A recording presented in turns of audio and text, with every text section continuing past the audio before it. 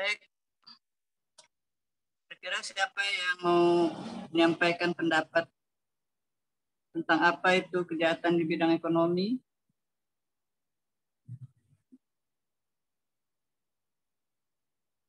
Ini ada Pak Yuda Perdana ya. Mana Pak Yuda? Bu, izin Bu. Halo. Ada yang mau? Yes. Siapkan dulu nih. Kejahatan bidang ekonomi ini apa maksudnya? Maaf Bu, nggak jelas Bu. Potong-potong Bu. Suara nggak jelas? Halo. Oh, Ya? jelas sekarang Bu. Berdasarkan apa yang 8 pertemuan kemarin dengan Pak Prof. Edi, bisa ditarik benang merah bahwa kejahatan di bidang ekonomi itu kejahatan yang secara langsung berkaitan dengan perekonomian negara. Jadi kesimpulannya seperti itu Bu. Dan terkait dengan delik-deliknya juga dia mengatur dengan delik-delik pidana. Saya coba ingat dulu. Jadi sebagian besar undang-undang terkait dengan kejahatan di bidang ekonomi adalah undang-undang administratif yang memiliki sanksi pidana seperti itu Bu. Jadi garis besarnya dia terkait dengan perekonomian di negara Indonesia, baik itu dari kehutanan, kemudian kepabeanan, cukai, ada beberapa Bu kemarin. Kemudian terkait dengan tipikor seperti itu Bu. Mungkin bisa ditambahkan teman-teman yang lain. Ya, silakan kalau ada yang pendapat lagi. Pak Perdi, mana Pak Perdi? Iya Bu. Di Ardiansa. Oh, salah.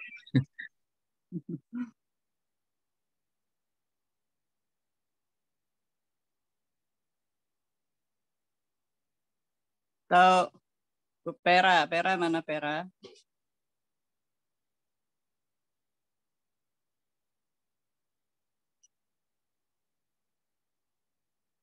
Ya, Mbak Elisa, coba.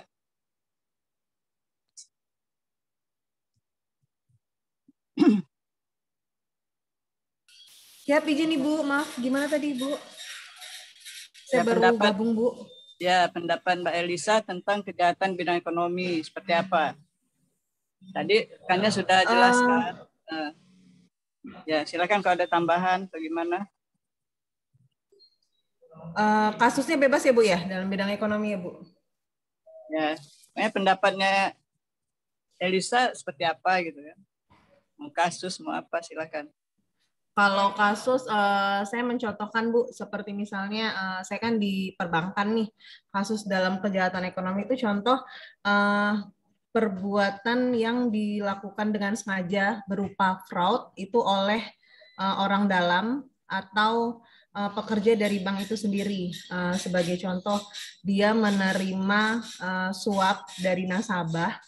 Misal gini Bu, contoh ketika si pekerja bank itu akan memprakarsai suatu kredit, nah si pekerja bank itu dia mengetahui nih bahwasanya si calon debitur itu tidak memenuhi salah satu syarat sahnya suatu perjanjian kredit, misal usahanya tidak mengcover. Tetapi karena si calon debiturnya itu memberikan sejumlah dana atau dia menjanjikan sesuatu berupa uang, nah si pekerja banknya itu artinya dia mengesahkan bahwasanya perjanjian kredit bisa dilakukan sementara syaratnya itu tidak memenuhi, seperti itu sih Bu. Dia melakukan fraud. Ya. Itu salah satu contoh kan? Iya Bu. Oke, ada yang lain. Pak Ihsan, Muhammad Ihsan.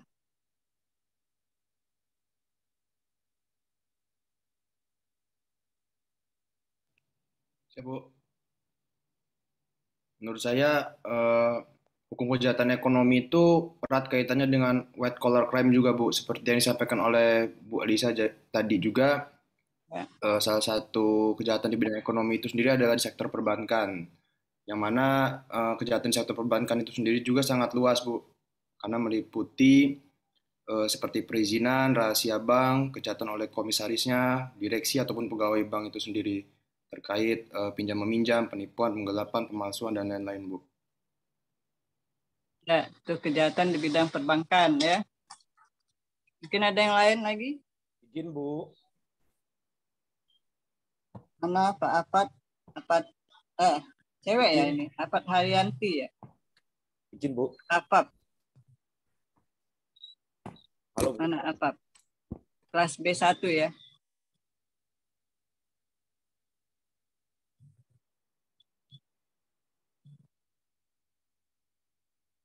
Gimana Bapak menambahkan, Bu? Dharma Saputra.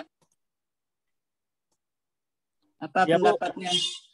Ya Bu, hadir Bu. Jadi untuk tindak pidana ekonomi ini Bu, atau yang dikenal white collar crime. Nah, jadi ini adalah kejahatan yang dilakukan oleh orang-orang yang cenderungnya berintelektual tinggi. Dia lebih licin, lebih kuat, lebih punya pengaruh.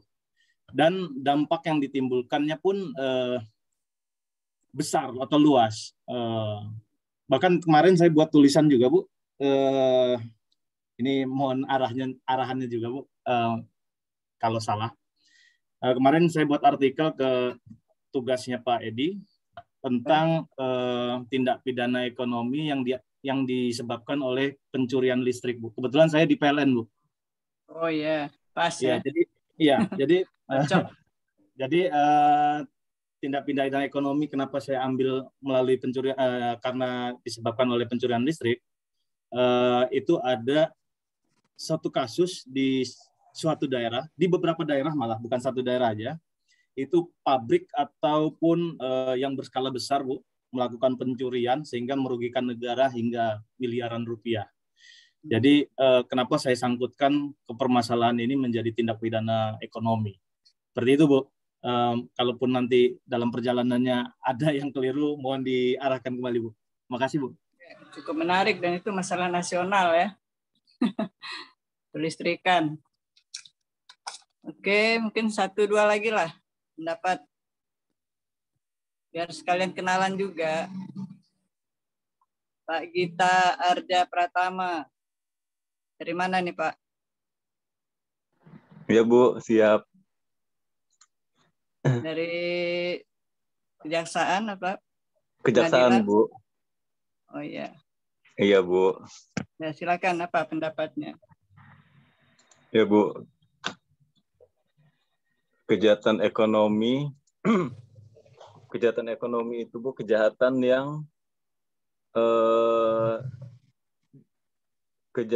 yang dilakukan karena atau untuk motif-motif ekonomi Bu. Kejahatan ekonomi juga berhubungan juga dengan suatu sistem ekonomi dari suatu negara Bu.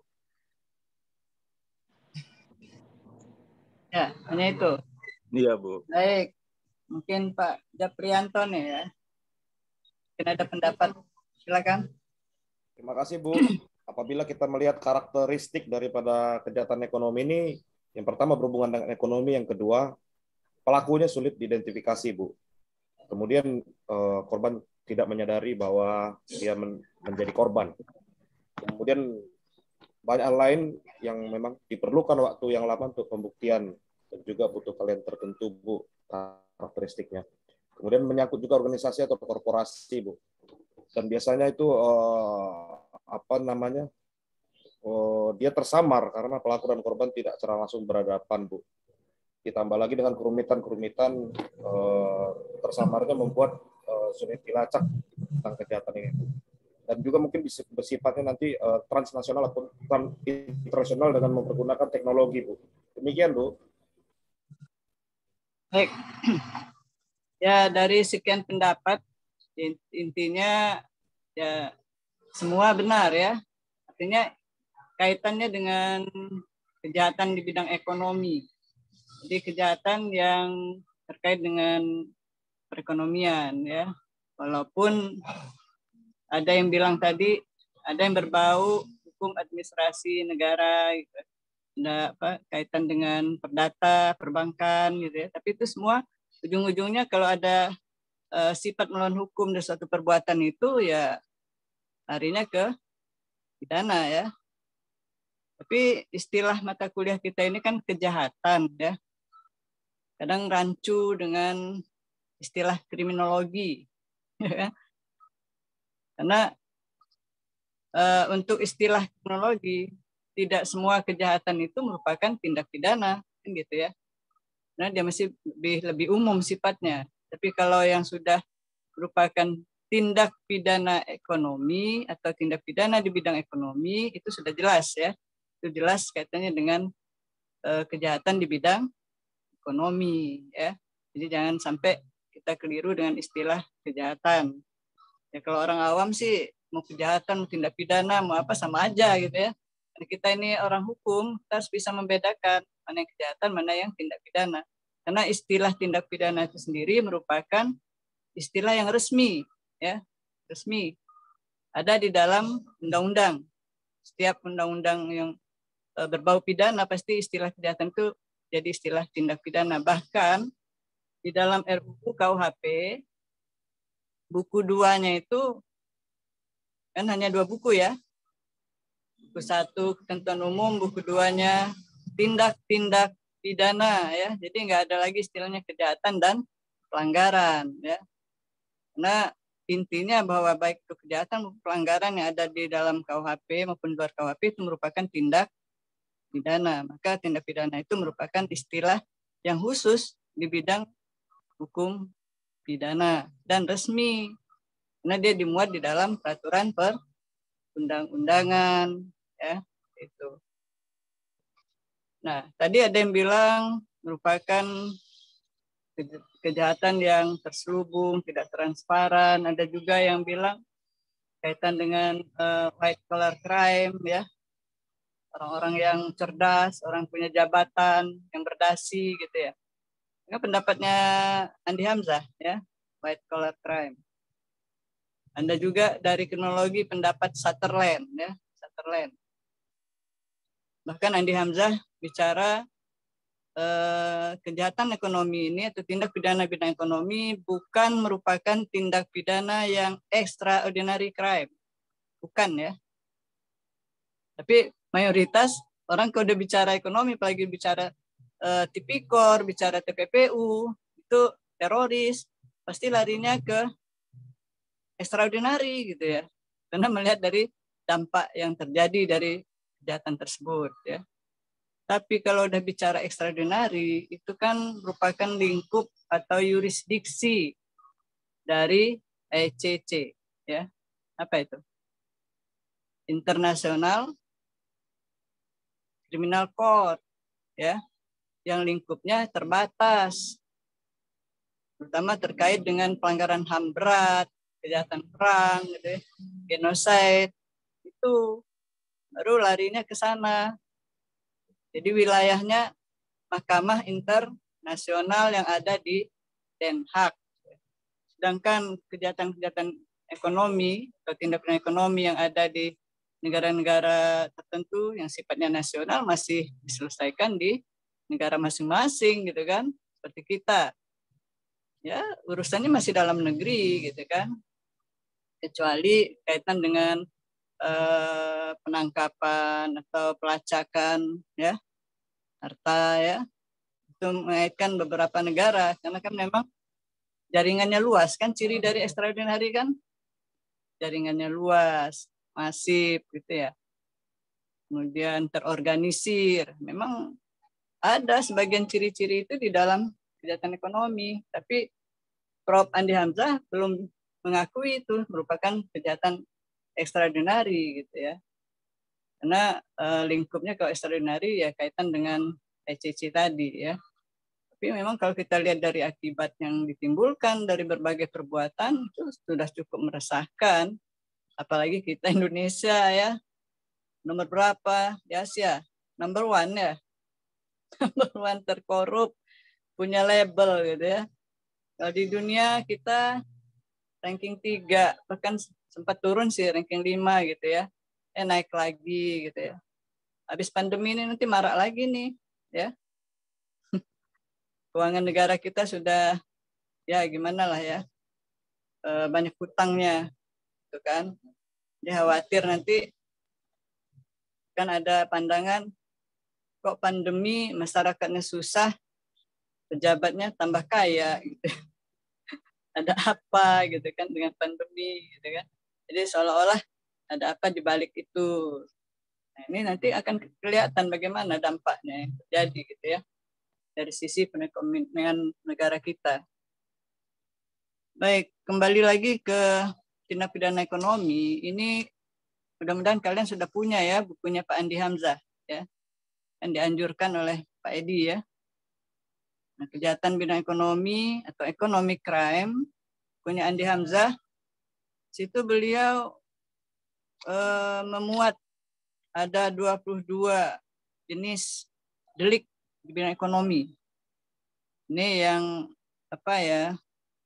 Yang terpantau sama beliau pada waktu menulis ini. Padahal belakangan bermunculan lagi banyak bentuk-bentuk kejahatan-kejahatan baru. Ini tulisan 2017 ya, sekarang 2021. Perkembangan iptek ini sangat ini sekali ya. ITE yang kita tadinya nggak kenal, cyber itu ya. Dunia maya. Nggak jelas. Maya. MJ. Nggak nampak gitu ya. Tapi dampaknya banyak gitu kan. Dampaknya banyak. Baik itu terkait dengan tindak pidana yang terutama kaitan ekonomi ya, penipuan, gitu kan. Belum lagi kaitan dengan apa? Ini yang kemarin Gojek apa ya? Ojol ya. Yang ketangkep. Pinjol. Pinjaman online, Bu. Pinjol. Online. Ya, pinjaman. Nah, kan? Itu luar biasa korbannya, kasihan itu, ya. Terutama masyarakat yang ekonomi rendah karena diiming-iming ya. Mereka butuh dengan kemudahan pinjam. Nah, begitu dapat mulai di teror terus untuk dilunasi dan berlipat ganda bunganya gitu ya. Ada kan sampai guru mengundurkan diri, ada yang dipecat. Gara-gara pinjam hanya 3 juta, suruh bayar 50 juta. Coba. Dari mana bayar? Guru-guru ya, walaupun sudah sertifikasi ya. Tapi kalau guru honor gitu kan bisa dibayangkan gitu. Gimana? Pekerjaan orang-orang yang tidak bertanggung jawab. Ya, alhamdulillah segera diatasi ya. Mudah-mudahan sudah mulai berkurang, korbannya sudah cukup banyak gitu kan. Itu banyak sekali ya kejahatan bidang ekonomi yang disebut-sebut tadi, ada di perbankan, ada di kehutanan ya, ada di illegal logging, illegal fishing, illegal mining, pokoknya banyak sekali kan sampai 22 ini ya, padahal belum semua ya masuk di bukunya beliau ini. Ada delik cukai, ada delik kaitan dengan OJK gitu ya. Kemudian merek, belum lagi bicara tipikor, PPU, perdagangan manusia, teroris, banyak sekali ya. Nah ini semua merupakan peraturan perundang-undangan yang ada di luar KUHP. Ada di luar KUHP. Dan itu merupakan hasil proses kriminalisasi. Ada yang masih ingat apa itu kriminalisasi? Kadang orang salah kaprah menggunakan istilah kriminalisasi. Yang sesungguhnya kriminalisasi itu apa? Ya, Mbak Dina mungkin ingat. Apa kriminalisasi?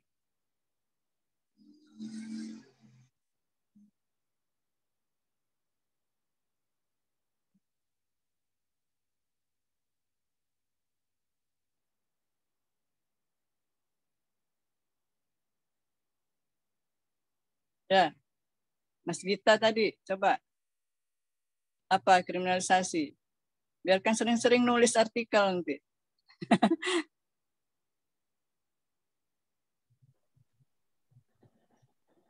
Iya Bu, kriminalisasi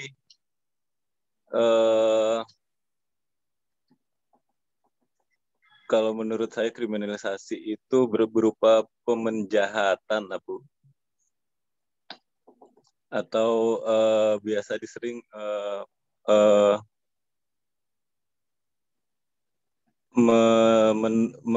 menuduhkan sesuatu kepada seseorang gitu. Nah, ada yang bisa bantu? Masih lupa kali bagi tanya. Siap.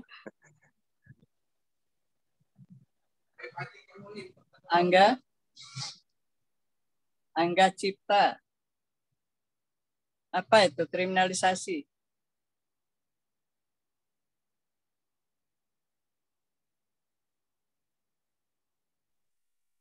Saya Bu.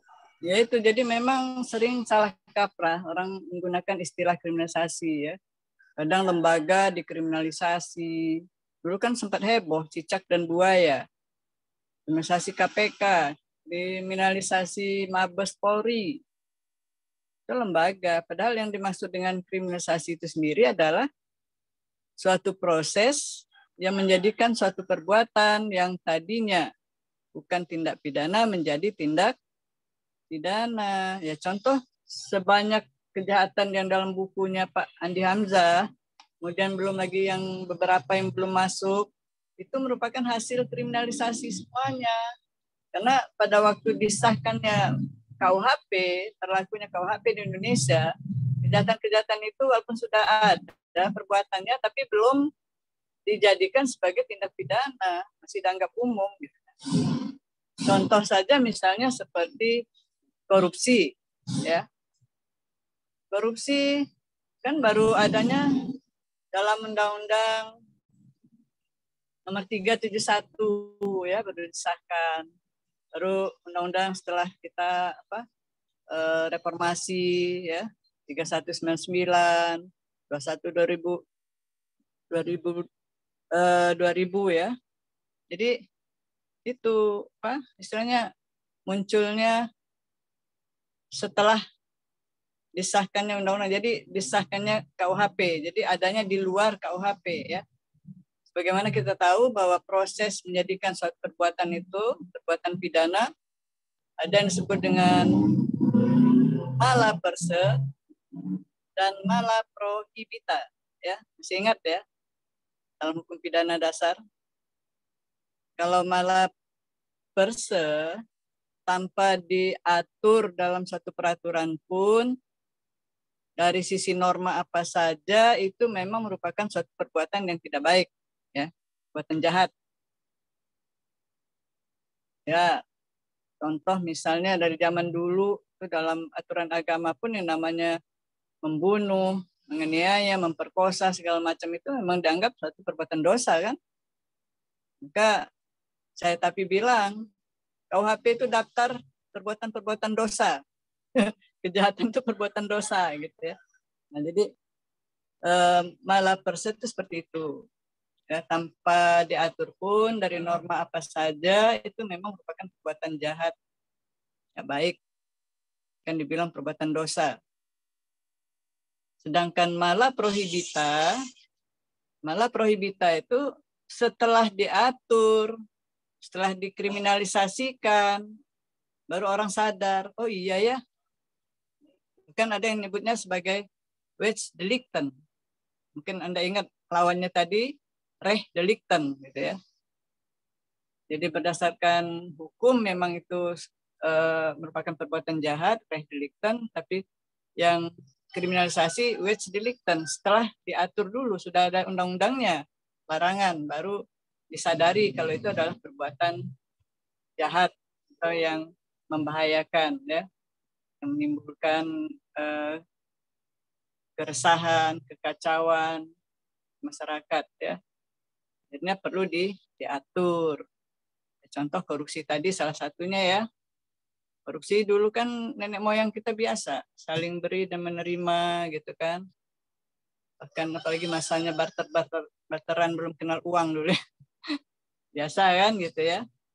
Nah, tapi kalau sudah kebablasan, apalagi kita orang timur ini kan, itu terima tamu, Pemda terima tamu, nggak ada dalam anggaran, tapi harus ada oleh-oleh. Beli kopi, beli apa, kopiah emas, beli apa gitu. Dari mana duitnya gitu kan. Akhirnya kalau sering-sering gitu, bocor anggaran. Maka akhirnya dilarang ya, karena bahaya. Itu penyebab kenapa diatur. Belum lagi narkotika, belum lagi banyak undang-undang yang bermunculan yang merupakan hasil dari proses kriminalisasi. Ya, jadi jangan sampai salah kaprah dalam menggunakan istilah kriminalisasi. Ya, kalau orang yang bukan orang hukum nggak apa-apa. Tapi kalau orang hukum bicara kriminalisasi yang nggak tepat pada tempatnya, kayaknya kupingnya nggak enak gitu. Ini nggak pas ini gitu ya. Salah, bukan kriminalisasi gitu kan. Lembaga dikriminalisasi. Kita paham ya, mudah-mudahan seperti itu. Jadi banyak hasil-hasil kriminalisasi yang terjadi setelah kita merdeka ya. Itulah namanya usaha pembaharuan di bidang hukum pidana. Jadi kita bukan nggak membangun, ya membangun hukum kita ini. Mulai dari sejak merdeka kita kan ingin punya hukum sendiri, made in sendiri, yang memuat nilai-nilai Pancasila ya pribadi kita. Tapi untuk saat ini masih ada 300-an ya ordonansi peninggalan Belanda yang belum sempat kita kriminalisasikan, belum sempat kita ubah, belum sempat kita perbarui, masih kita pakai terus. Ya sebenarnya bukannya kekurangan ahli ya. Kalau ahli hukum saya kira udah banjir nih. Ya. Yang S2, S3, yang guru besar udah banyak. Kalau tahun 80-an iyalah masih dihitung dengan jari gitu. Profesor pidana itu mungkin nggak nyampe 10 jari dulu ya. Sekarang kan mana-mana ada ya. Jadi kalau dari sisi keahlian, sumber daya manusianya, saya kira nggak kurang-kurang. Tapi dari sisi kebijakan pemerintah ya, walaupun ada prolegda, prolegnas kan proyek ya, undang-undang buat proyek, tapi belum menyentuh ke pembangunan di bidang hukum pidana terutama ya. Kalau membangun hukum pidana itu mestinya tiga subsistem hukum pidana itu dibangun sekaligus dengan satu-satu. Ini satu-satu tapi satu pun nggak beres gitu ya. Ya, artinya kita RUU KUHP dari tahun 64 ya sampai sekarang belum juga. RUU revisi KUHP dari tahun berapa itu? 2005 ya. Andi Hamzah ketuanya itu. Sampai sekarang belum juga. Ya. Kemudian sekarang juga sudah revisi lagi Undang-Undang Sistem Pemasyarakatan ya. Yang 3 subsistem ini kalau dibangun sekaligus ya mungkin jalannya sudah nyaman gitu kan. Sudah seiring sejalan. Tapi kalau seperti KUHP, Net Indonesia, kemudian KUHP masih BPS, terjemahan, belum lagi pakai terjemahan Rehlemen 1917 gitu kan. Jadi ya jalannya seperti inilah ya. Belum bisa maksimal. Tapi usaha untuk pembaharuan itu memang sudah ada ya. Termasuk saya bilang tadi, kriminalisasi dari sekian banyak bentuk tindak pidana di luar KUHP sudah cukup banyak. Kemudian juga usaha untuk revisi KUHP, KUHP juga sudah ada gitu ya. Tapi pembangunan di bidang hukum pidana itu memang kata Prof. Sudarto masih bersifat apa? Sifat apa? Tambal sulam. Ya. Bayangkan tambal sulam loh. belum bisa beli baru gitu. Masih pakai yang lama dipaksakan gitu ya. Ya, namanya tambah sulam, mana yang butuh dulu itu yang dibuat. Akhirnya sifatnya dadak-dadakan gitu ya. Buat undang-undang hanya 1 tahun gitu kan, tanpa ada proses penelitian dulu, minta melihat pendapat-pendapat dari bawah ya, masyarakat. Ini ujuk-ujuk ya, undang-undang tiba-tiba aja diatur dari atas, sehingga dalam penerapannya masih banyak hal-hal yang jadi hambatan malah. Ya contoh misalnya yang gampang, undang-undang lalu lintas. Itu 1 tahun tuh buatnya. Kemudian studi bandingnya kemana gitu ya. Jadi banyak yang nggak pas gitu kan. Contoh misalnya sanksi pelanggaran lalu lintas cukup tinggi ya, 250.000. Ya kalau yang ditilang itu dompetnya ngisi segitu. Terus yang ditilang tuh mahasiswa misalnya, kalau mahasiswa S2 mungkin tebal tuh ya, bisa bayar lah ya. Kalau mahasiswa S1 bayar kosnya aja nunggak, bayar tilang gitu kan. Coba disesuaikan dengan kemampuan masyarakat ya, seperti itu. Kan undang-undangnya karena nggak, walaupun itu sempat 2 tahun ya waktu itu disosialisasikan. Tapi kalaupun 2 tahun sosialisasi, tapi sanksi dendanya ini nggak disesuaikan dengan kemampuan masyarakat, ya sama aja bohong. Sosialisasinya hanya supaya nggak kaget aja. Kemampuan masyarakat belum tentu kan. Nah, itu juga undang-undang yang lain gitu kan. Contoh saja, mungkin kalau ada di antaranya yang jadi anggota dewan ya, coba dipikirkan buat perda jangan sampai jadi faktor kriminogen undang-undang itu maupun perda itu. Kenapa? Karena terjadi pelanggaran, karena masyarakat nggak terima, banyak yang melanggar, itu namanya faktor kriminogen. Justru undang-undang sendiri yang memungkinkan untuk dilanggar.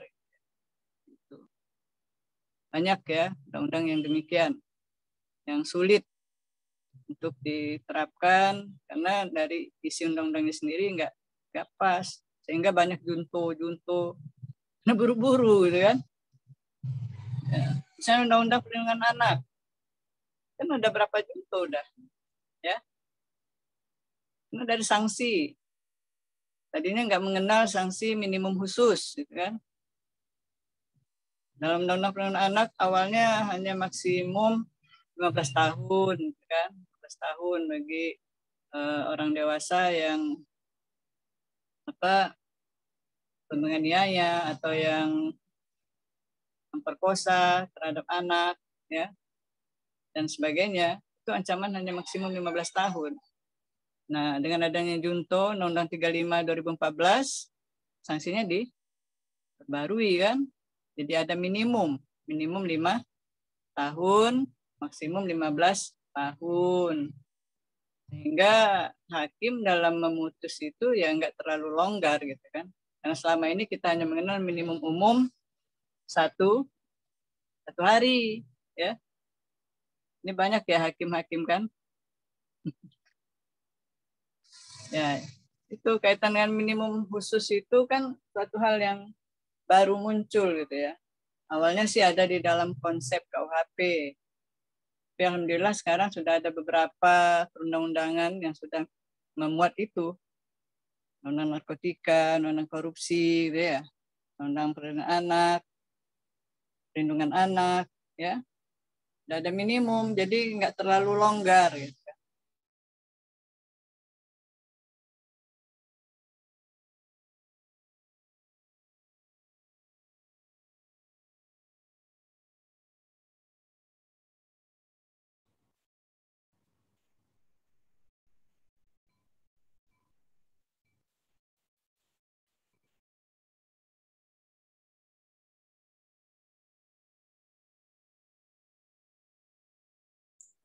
Apa hilang sinyal?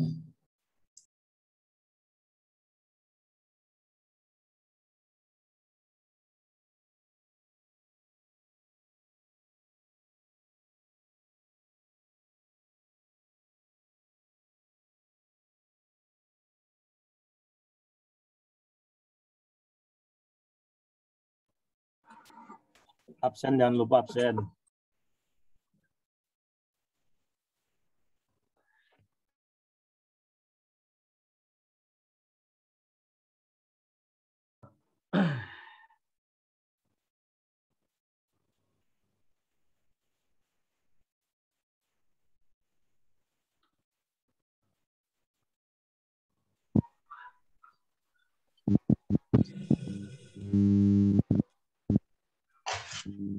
Ada gangguan ya? Sempat keluar tadi ya. Nah itu, jadi bicara minimum khusus itu suatu yang bisa dikatakan baru ya. Dan itu pentingnya kaitan dengan mengurangi disparitas pidana ya. Salah satunya perbedaan putusan yang terlalu mencolok ya terhadap tindak pidana yang sama atau yang dapat diperbandingkan. Sama-sama korupsi, ada yang 1 tahun, ada yang 5 tahun gitu. Kecuali kalau yang sudah sekarang sudah ada minimum khususnya kan, minimum 2 tahun, minimum 4 tahun, jadi hakim sudah ada pilihan. Dan hakim juga tidak boleh kurang dari batas minimum tersebut. Ya. Kemudian di samping mengurangi disparitas, minimum khusus juga penting untuk mencegah ya terjadinya anggapan adanya ketidakadilan di dalam penerapan sanksi. Jadi kalau terlalu jauh tadi anggapan disparitas itu seolah-olah ada yang jadi korban ketidakadilan. Ada yang 18 tahun, ada yang 10 tahun misalnya. Ada yang hanya 4 tahun. Terlalu jauh jaraknya ya. Untuk mengurangi itu, salah satunya demikian ya. Dan itu di negara-negara lain semua pakai. Indonesia yang baru akan ya di dalam konsep KUHP. KUHP orang pakai. Nah, saya sempat studi ke 5 KUHP negara luar ya. Saya banding-bandingkan semua ada. Itu tidak hanya sebatas penjara tapi juga denda. Ya, ada minimum dendanya juga. Bagaimana yang kita sudah pakai di Undang-Undang Narkotika, ya sudah ada. Baik, kita bicara antara tindak pidana khusus, ya, dengan hukum pidana khusus. Mungkin sudah pernah dijelaskan juga oleh Pak Edi, ya. Jangan salah kaprah juga istilah itu. Kapan bisa dikatakan hukum pidana khusus? Kapan dikatakan tindak pidana khusus? Ada yang bisa bantu? Hukum pidana khusus? Ini Pak Aminuddin. Hukum pidana khusus seperti apa? Ya Bu, saya latar belakangnya bukan orang hukum Bu, saya dari kesehatan. Oh iya Pak. Ya. Ya tapi nggak apa-apa lah, anggapan ya, apa? Dianggap tahu kan gitu ya. Iya Bu. Semua orang harus tahu hukum, tapi nggak apa-apa karena dasarnya memang beda. Ya, untuk hukum pidana khusus itu dilihat dari sisi subjeknya, ya. Subjeknya. Jadi yang diatur oleh undang-undang itu seperti contoh hukum pidana militer gitu ya. Militer kan subjeknya khusus militer gitu kan. Beda dengan hukum pidana umum. Jadi pada subjek ya. Sedangkan kalau tindak pidana khusus itu dilihat dari ketentuannya ya. Ketentuan seperti tadi hasil kriminalisasi ya, undang-undang di luar KUHP dengan menggunakan ajas yang ada di pasal 103 KUHP. Jadi Pak Aminuddin paksa harus buka-buka KUHP juga, Pak. Untuk belajar ajas ya. Nah, orang hukum itu KUH pidana, KUH perdata, KUH dagang, gitu yang namanya kodifikasi itu Qur'annya ya. Kalau orang Islam tuh kitabnya gitu ya. Jadi harus ya syukur punya lah, ya minimal baca gitu. Ya supaya dasarnya ya, kuat Pak ya. MH di bidang kesehatan ya. MH tapi nggak bisa disebut MHkes, tetap MH aja. Tapi fokus kajiannya nanti ke masalah kesehatan ya Pak ya. Nah, sedangkan hukum kesehatan sendiri tadi disebut kawannya bagian dari kejahatan khusus juga, itu sifatnya administrasi Pak ya, masih berbau administrasi. Itu sanksinya masih ada sanksi pidana, jadi pidana administrasi. Dia lebih fungsinya kepada ultimum remedium ya. Fungsi hukum pidana sebagai sarana terakhir. Jadi selagi ada upaya lain, hukum perdata, hukum tata usaha negara ya, adanya mediasi ya Pak ya. Kalau ada kasus-kasus kesehatan kan lebih baik runding-runding Pak, kekeluargaan gitu kan. Selesaikan seperti itu. Baru terakhir pidana kalau udah nggak ada jalan lain, maka disebut ultimum remedium ya. Nah, kembali lagi ke hubungan hukum pidana umum dengan hukum pidana khusus tadi ya.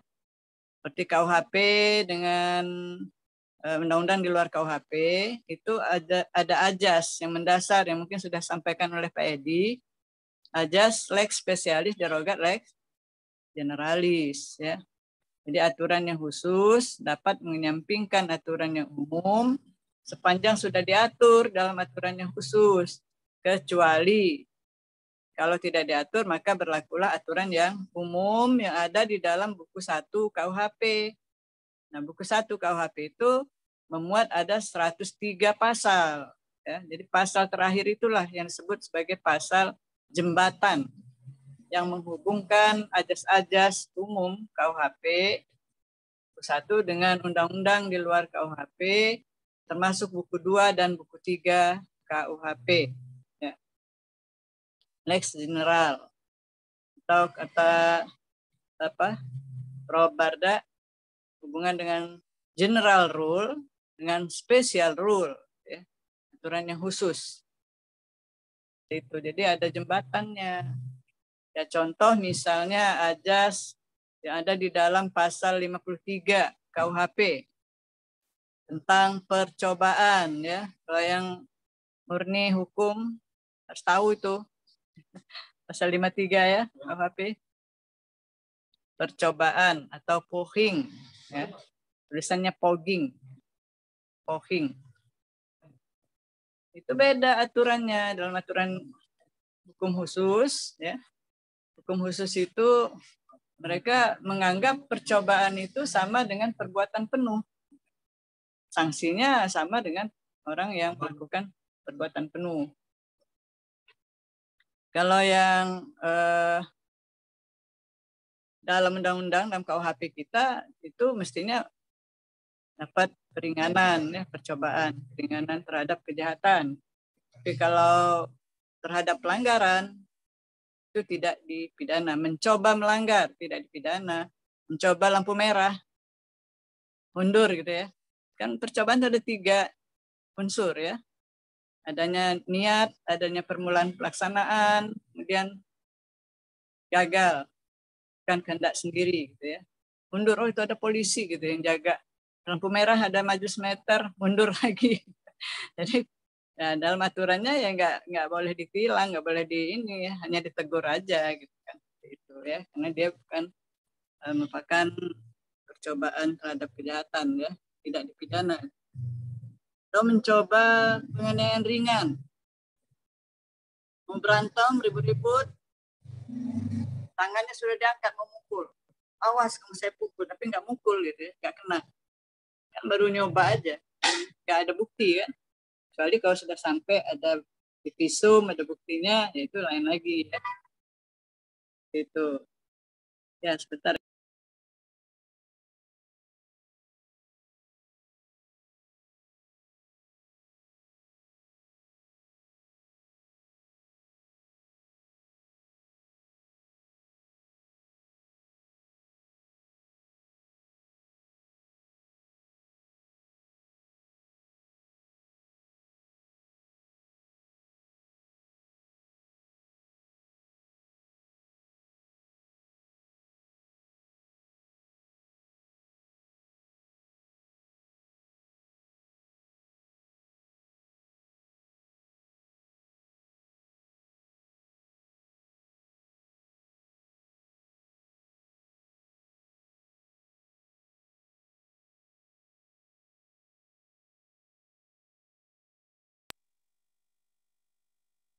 Ya, banyak ya ajas. Bisa Anda bayangkan dari pasal 1 sampai 103 itu ada beberapa ajas-ajas yang dimuat mulai dari ajas legalitas, ya, ajas teritorial, ajas macam-macam gitu kan, yang ada kaitannya dengan penegakan hukum pidana ya. Ditambah lagi ajas-ajas yang berdasarkan doktrin, ya, doktrin.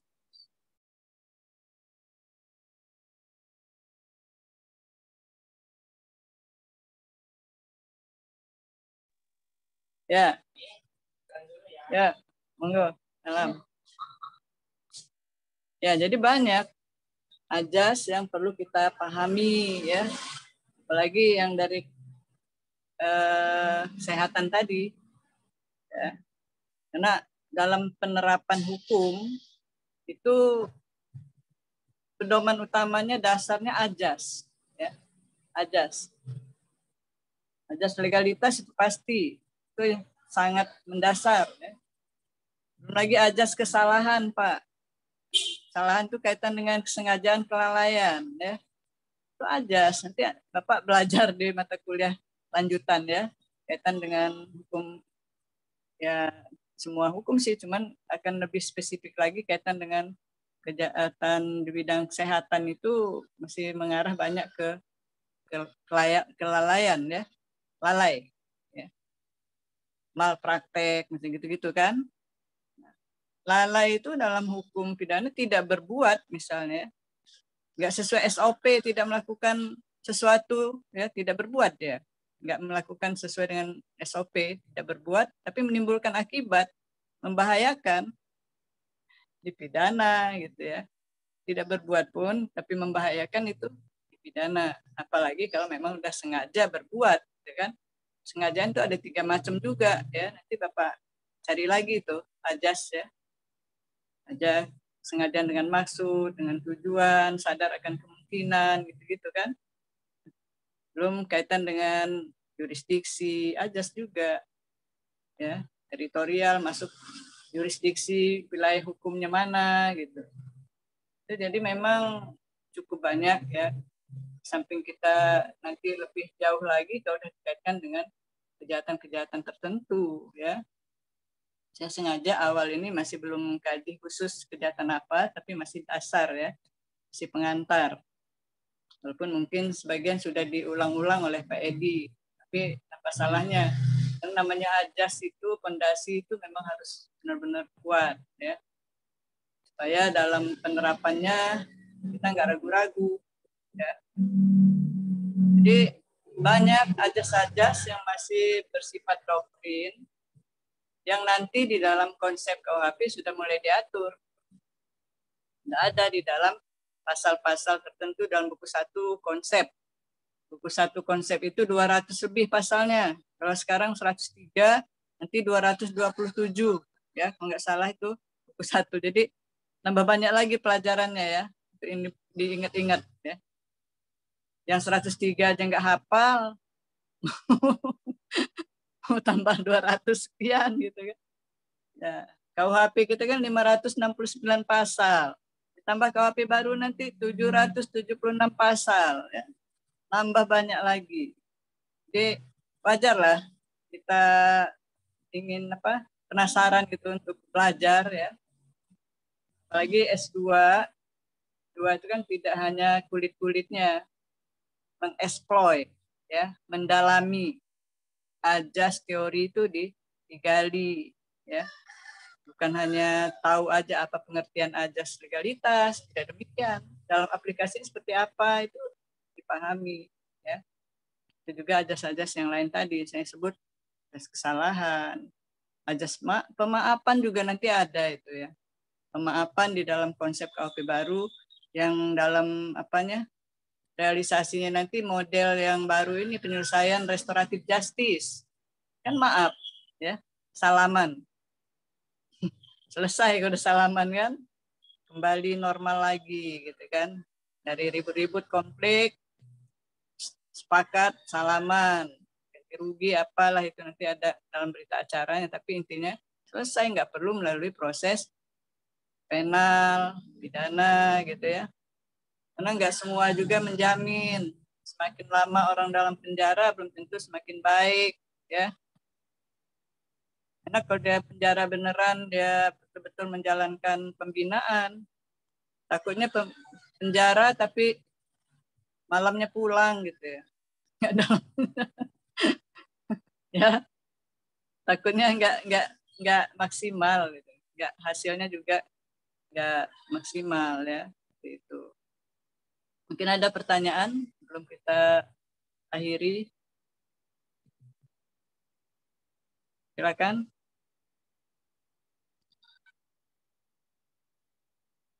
Pak Aminuddin, ada yang ditanya?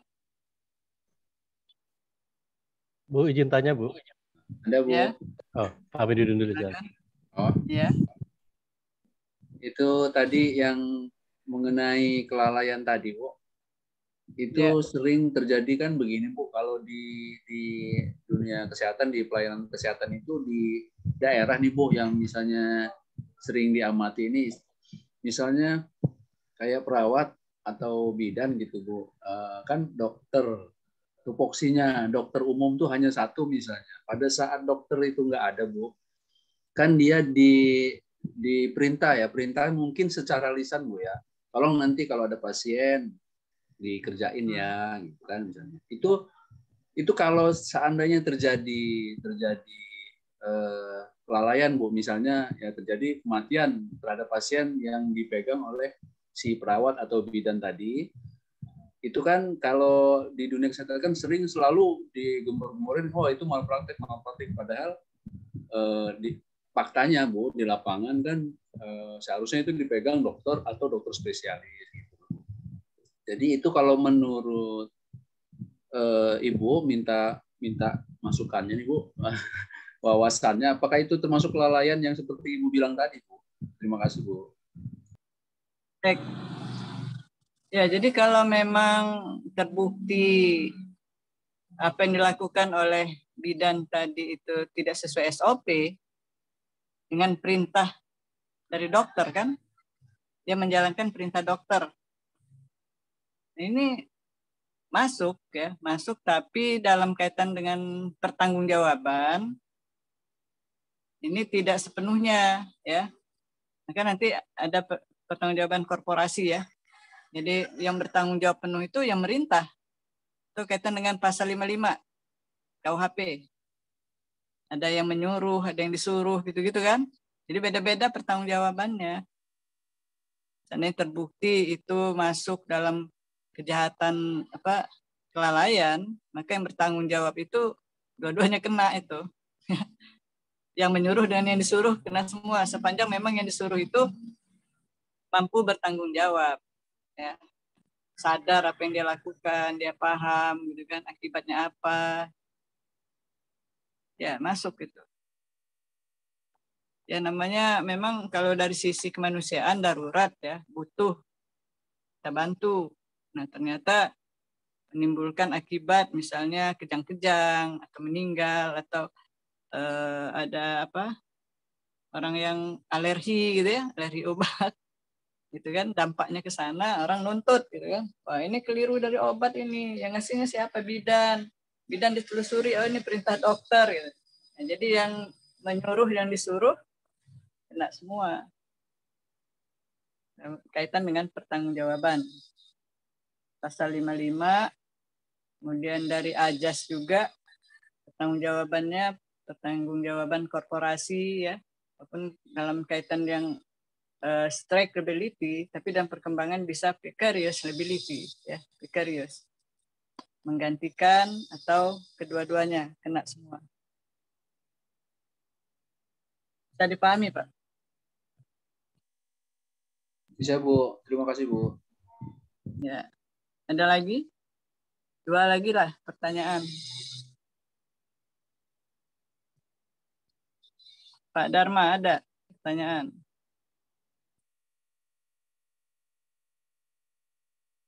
MJ apa jelas? MJ nggak apa-apa, lagi mikir gitu kan.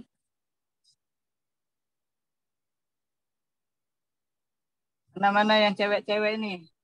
Bu, mohon izin bertanya, Bu Erna. Siapa?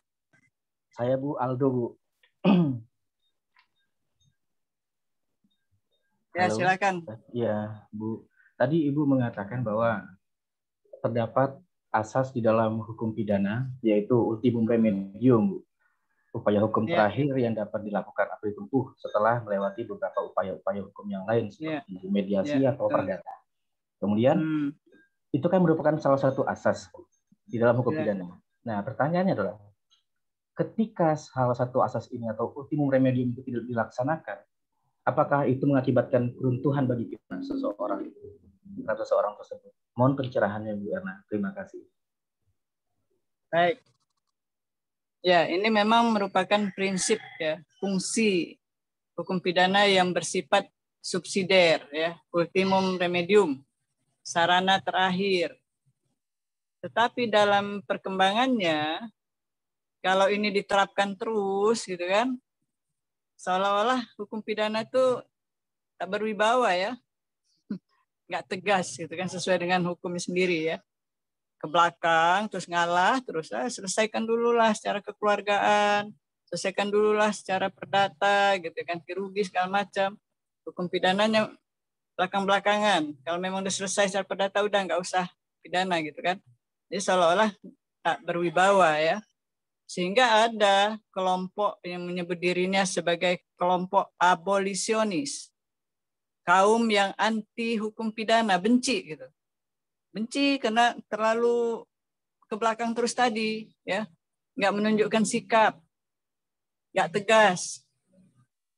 Itu mereka nggak percaya pada hukum pidana. Udah deh, nggak usah hukum pidana itu nggak berdaya gitu.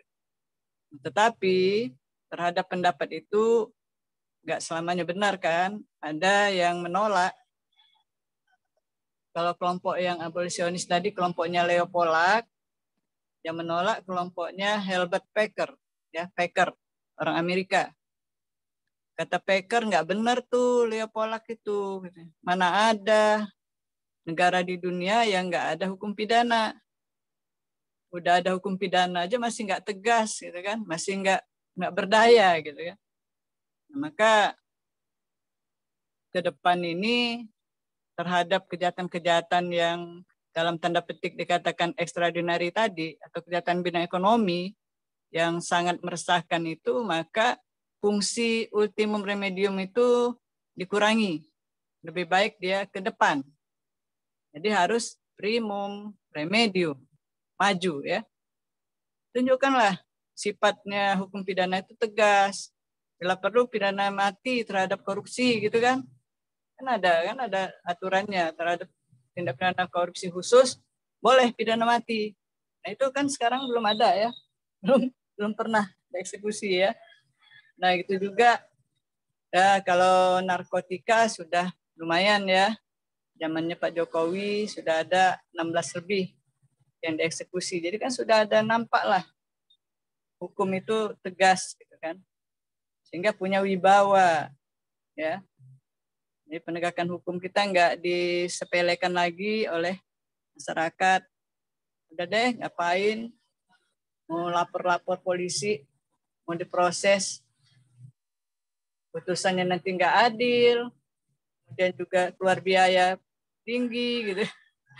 Akhirnya orang nggak percaya sama hukum kan gitu ya. Maka di dalam RUU KUHP yang akan datang itu sudah banyak hal-hal yang dirubah ya, diperbaiki kaitan dengan peradilan cepat bayar ringan gitu kan, seperti itu. Kemudian penahanan yang nggak berlarut-larut. Ya, itu menunjukkan sikap dari hukum pidana supaya berwibawa di mata masyarakat ya. Jadi kalau ultimum remedium keterusan, maka ada batasan ya, seperti restoratif justice kan ada batasan terhadap tindak pidana yang tergolong ringan. Tergolong ringan itu batasan kerugian kurang dari 2.500.000. Kalau semua restoratif justice nanti ya itu tadi, seolah gimana sih letak di bawah hukum kita kan gitu. Tapi ada hal-hal tertentu, misalnya dalam korupsi juga tidak ada perja ya, terhadap korupsi yang nilainya kurang dari 200 juta pengembalian restoratif ya.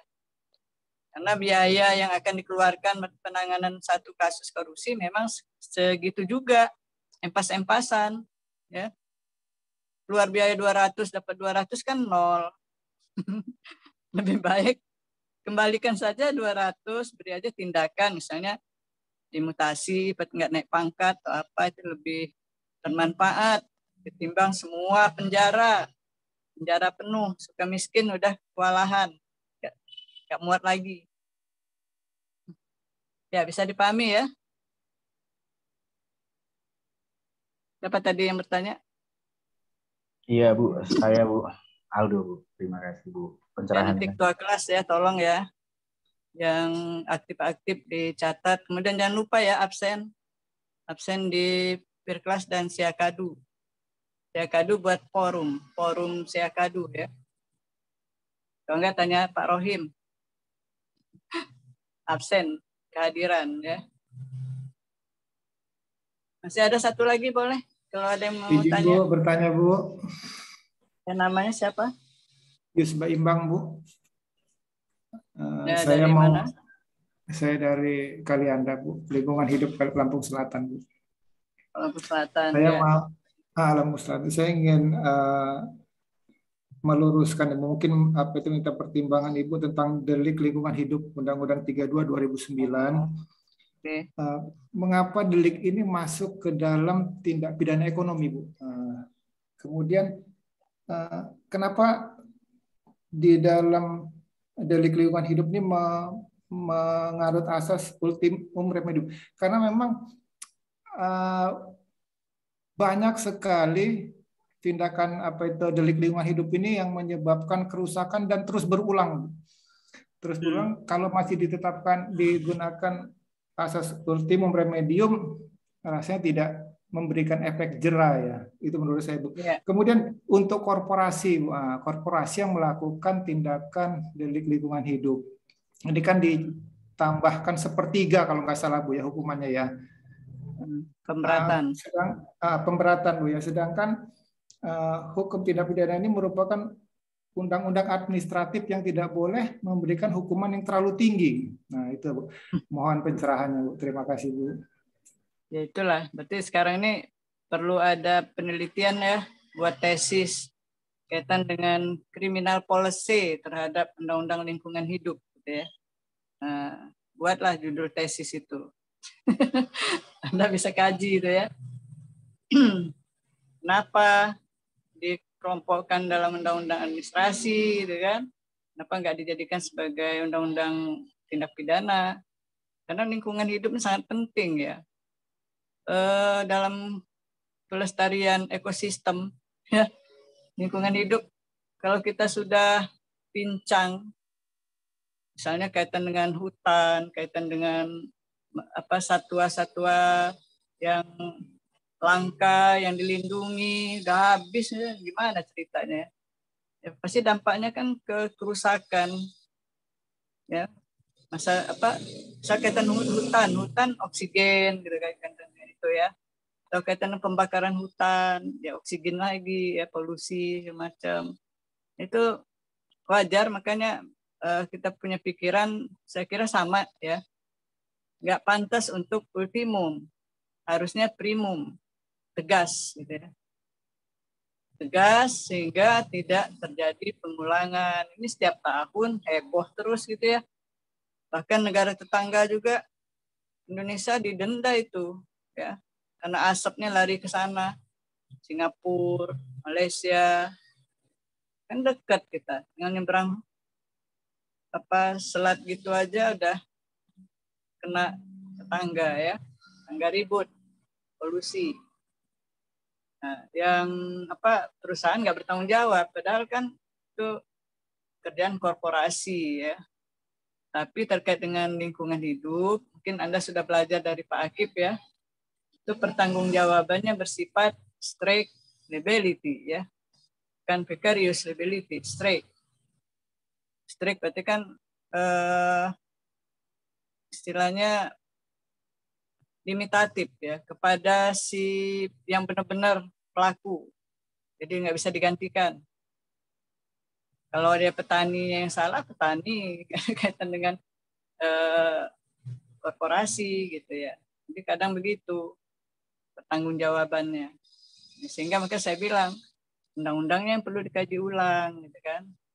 Revisi dalam hal-hal tertentu berkaitan dengan sanksinya, berkaitan dengan mana yang dikedepankan. Kalau dalam undang-undang lingkungan hidup itu memang hukum pidana itu sanksi yang ketiga, ya.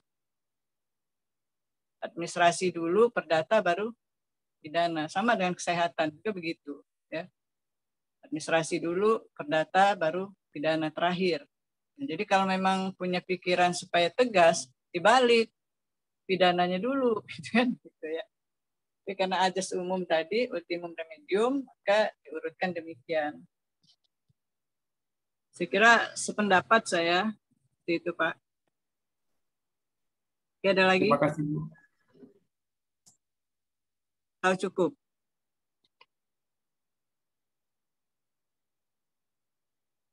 Oke, kalau belum ada, saya kira cukup dulu hari ini ya, sebagai pengantar. Kalian sudah punya tugas dari Pak Edi, individu apa kelompok? Sudah, Bu. Individu, Bu. Oh, yang buat itu artikel ya? Iya, Bu. Ya, artikel itu kan latihan. Nanti juga ada seminar internasional ya, kalau bisa ikut. Itu kan nanti masuk ke Sinta 2 atau ke terindeks ya, terindeks.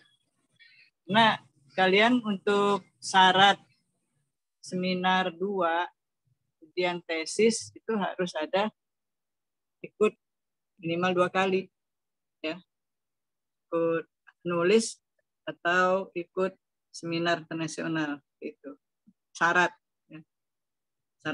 syarat dan syaratnya sifatnya harus gitu, bukan syarat tambahan, syarat harus.